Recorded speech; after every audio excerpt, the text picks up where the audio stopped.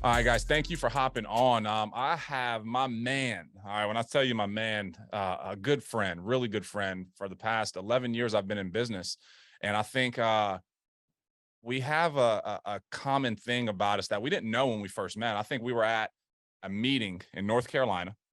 All right, we're at a meeting in North Carolina, long meeting, right? And one of those meetings you just got to like leave and go outside for something. So like we're outside, right? And I was like, we're just sitting there.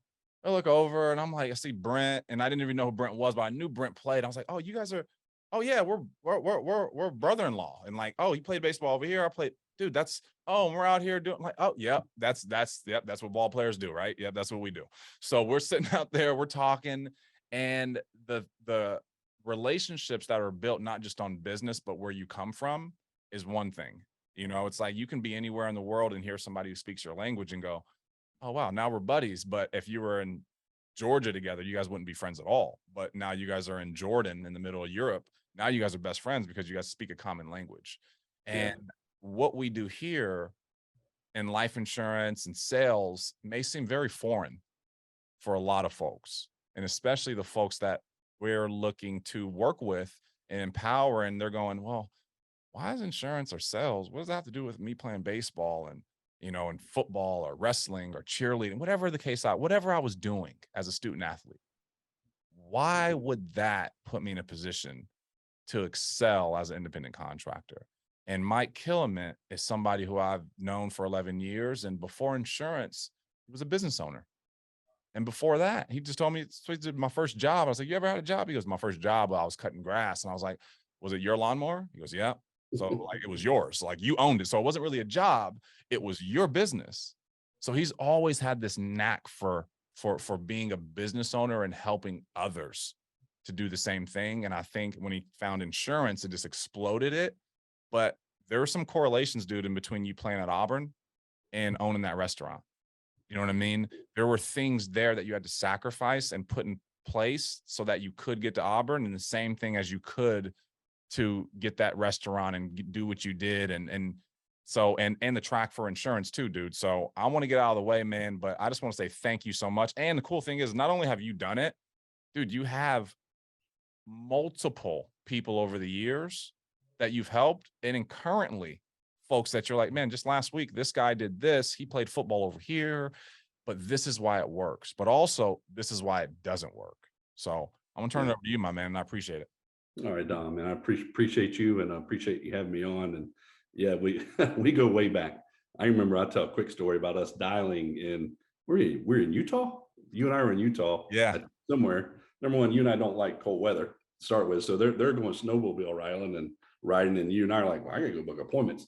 So we went up to your room and we booked appointments, and that was, I think we knew each other, but that was when we really got to know each other, because then we hung out after that. And yeah, I played Auburn, you played NC State. And one thing for me when it comes to athletes and in general, but baseball especially, I use this line all the time when I'm talking to a new recruit or whatever, because most recruits understand 3 out of 10 you bat 300.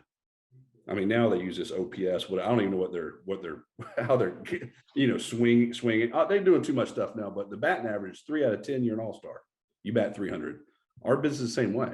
You book 10 appointments, you sell 3 of them, you're going to make $3 grand. You're going to help three clients. And so athletes, not baseball only, but all athletes understand failure, and they're not scared of it.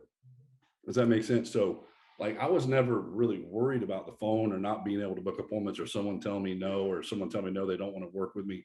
I never worried, because I'd failed so much in life already. But you had to fail to succeed in athletics. Like you're growing every day. You're getting bigger. You're getting faster. You're getting stronger. You're learning how to play the game. You're learning how, with baseball, you're learning if the pitcher's tipping off pitches. You're trying to get better every day, and this business is the same way. If you don't get, the cool thing about our insurance business, as we get better each day, the client doesn't change. Our middle America client stays the same. And as we get better, this thing gets easier for people. But I'll get back into who I look for and what we're doing on recruiting. I tell you, I tell the guys a lot, Dom, and it's simple for me, because who you recruit, you're going to spend a lot of time on the phone with them. So you might want to like them. You might want to have stuff in common with them. And it's got to be an easy conversation for me. Not that I won't recruit you. I give everybody a shot. Like it doesn't matter if you played, it doesn't matter to me. I'm gonna give you a shot. It's your job to prove me wrong or right. Doesn't matter. I'm not judging you. Anybody can do this, but you have to put the work in. But an athlete, either baseball, football, whatever the case, basketball, doesn't matter. We can usually have something. It's easy. It's an easy conversation, right? Don, we can talk about, being in the weight room or getting up early to have to run. We have those commonalities that we had growing up, whether it be college ball, pro ball, high school ball. I'll even ask him that, Dom, do you play anything? Because this is going to be easier for me to help you get better if you have some sort of athletic background, because now you understand when I talk to you about different things about, hey, you're going to have to work hard, you're going to have to do this to get better. Athletes understand it. Real quick example, and I'll answer any other questions. We just hired a kid. So I hired his dad, recruited his dad. His dad's 55 years old, played linebacker at Wake Forest. So we're having lunch. Actually, my recruiter recruited him. She set up a lunch because I still do that. I want to see you. If you're in my town, we're definitely going to meet up and go to lunch, or we're definitely going to get on Zoom. I want to see you. I want to talk to you. I want you to see me. I really want you to come to the office to see this is a real business. So I'm still old school on that type. I'm not just doing it over the phone, not just putting you in the system, but give you a number and rolling. So he and I met for lunch. We're talking. Well, he looks athletic. I'm like, one of my first questions, do you play any sports? He goes, yep, play linebacker. I said, what level? College level. I said, what college? He said, Wake Forest. I'm like, cool. And then I kind of gave him a hard time that was a basketball conference and stuff like that. And he laughed. And baseball, Dom, and baseball, ACC, baseball and basketball. He kind of laughed. But then the more we talked, I talked to him about my kids, talked to him about his kids. Well, he's got 3 boys. They all played linebacker. One played at Tennessee, one played like Furman, and one played at another small college. And I'm like, all right. So I'm already, not that he's not going to do it, because he's doing it too, because he's a machine, even at age 55. But I'm looking for the young. Hey, it is what it is. I'm 51. So the younger you are, the more energy you got. I'm not, so I told him halfway through the lunch, I'm like, we need to hire your sons. You need to get your sons going. We need to recruit your sons. They'll kill this business.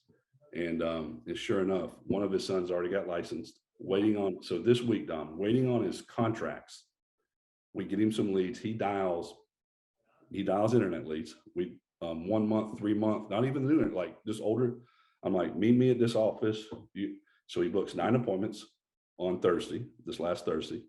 And he sold about helped 4 families on Friday.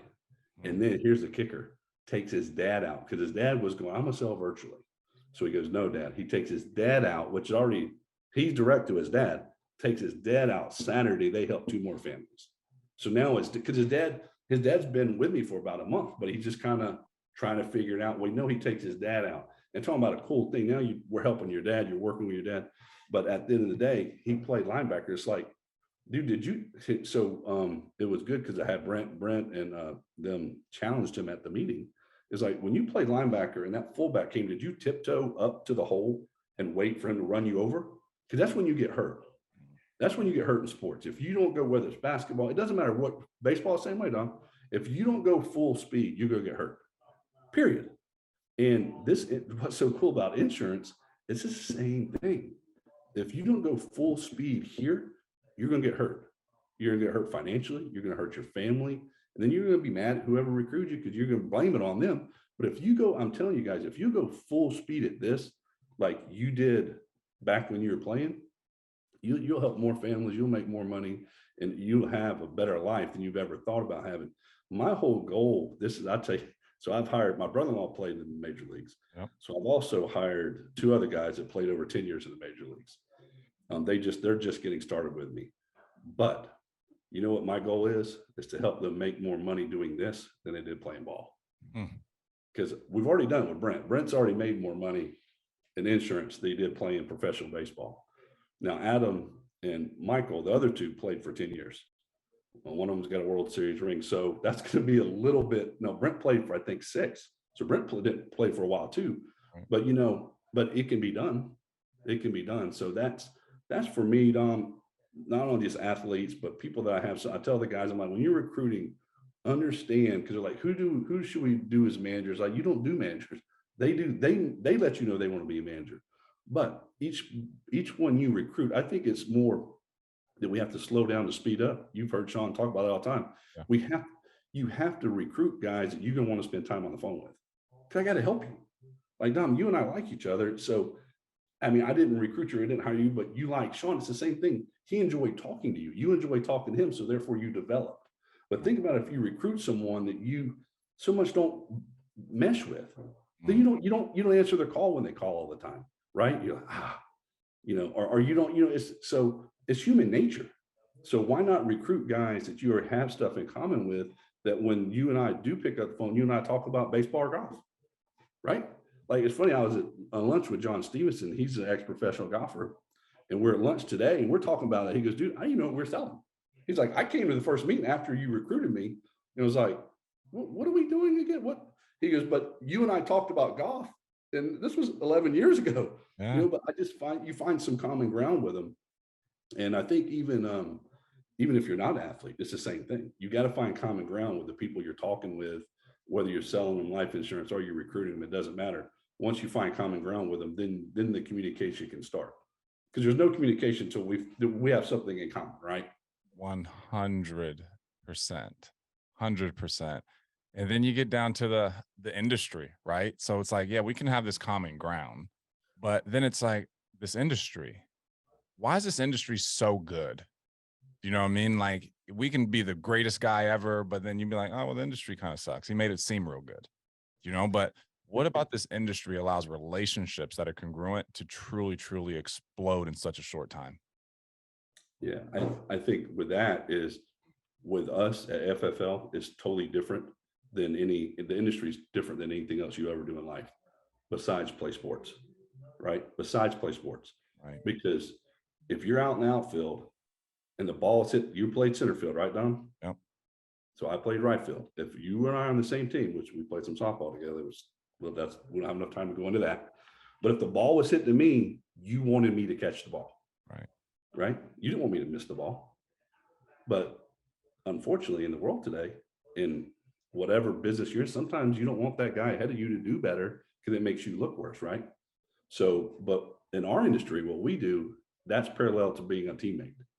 I want you to do well, because if you do well, I do well. And then we win as a team. And that's what's really cool about what we do at Family First Life is, when the ball's hit to you, not only do I want you to catch it, I'm depending on you to catch it. You better make that play, because that's why you're out there. And that's the same way in our industry. When I go travel to North Carolina, or I travel to wherever I got to travel to meet an agent, maybe you have a guy or a girl in that room, you're depending on me to recruit them.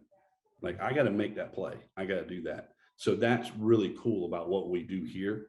That's so parallel to sports, is we want you to win as much as when I played with you. If your football didn't matter, I played quarterback. I had to depend on those guys in front, those 5 guys up in front to protect me. And I didn't want them to miss the block because he would look worse. I'd get killed. Same way here. I don't need you missing the block by not explaining this business or not having the correct energy or not bringing your A game at a meeting. I need you there, and I trust you're going to do it. I wouldn't send them to see you. Does that make sense in our business? So that's pretty cool too.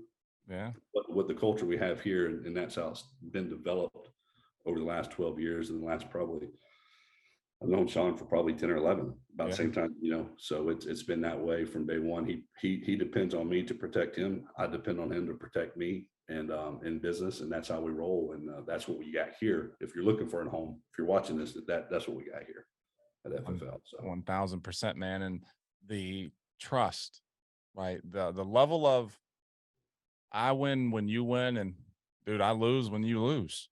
Now, could you lose and I still win? Absolutely. Absolutely. mhm. Which is why you don't just hire one person or anything like that. So I knew, if you're watching this and you're going like, man, like, why does this work? Or what do they get? Somebody asked me, what do they get out of this? Well, the insurance companies, they have compensations that go up to really high, 145%. Okay. The insurance companies pay business owners like you, me, as business entities once you hire other folks. So there's spreads in insurance. Okay. Yeah. So if there's anything you own a restaurant, you own a few of them. Well, you don't take all the profit, you take spreads of each restaurant and you have a percentage. And so that's how this thing works here. So if we go, hey, this is how it's going to work. Here's what we're going to do. It's a partnership. Dude, we only win when you win. That's it. I wasn't confused. Kind of like when I went to NC State and they were recruiting me. I was like, well, all they're saying like sounds really good, but if it isn't, that would be weird because then they would lose. Like, why would they lie to me? Does that make sense? Like, why would they lie to me? Like, they're on the same team as me. If that's not true, if like they really don't have that scoreboard that they promised me, or they don't have this stuff in the locker room, or you know what I mean? Like they say we stay at Marriott's, but we really stay at Motel Sixes. Like that would be weird, right? So I just didn't know it was like all the way like true, but I was like, why would they wouldn't lie. Why would they recruit me into something that wasn't what they said it was? And that's the way I looked at this business when I started. I didn't know anything about leads. I didn't know anything about comp. But I was like, why is this crazy dude Sean even telling me about it if it didn't work? Like, why would he be talking to me? I didn't think people were that bored, to tell you the truth. I just didn't. I didn't think people were that bored to try to like finagle me into doing something. But I do understand that a lot of folks we're meeting, man, we're meeting them off of Instagram. We're meeting them off of an ad. We're meeting them somewhere that there could be some ambivalence, or there should be. But be clear. I think trust is earned, not given. And Sean always said this: I do what I say I'm going to do, and I expect the same from you. The more we do that, dude, the more the better this is going to work. And the same thing NC State did with me when I got there, my community college. They did what they say they were going to do. So I stayed, I completed my degree, and I kept playing. If they didn't, things may have been different, right? That's right. So that I think that's how we build this thing up, man. So Mike, I appreciate you. I look forward to building this thing bigger and badder with you, and helping more athletes transition their skills that they've had since they were 4 or 5 years old, man. And they think that when they get into business, they're gonna have to change everything. And I'm like, no, I didn't change much, dude. I just stopped sweating so much. That's really it. I didn't really, now. yeah, I didn't change much. I was like, dude, I just, all right, instead of weights, I go to this call. And instead of like games, I go run appointments on these days. Like that was it. I just had to change the things that I was doing, but the time and the effort's the same thing, just minus the sweat, unless you're in the South and it's pretty hot out there. Leave your AC on, all right, when you go into the house. That's right. All right, my man, I appreciate it, and I'll talk to you guys soon. Later.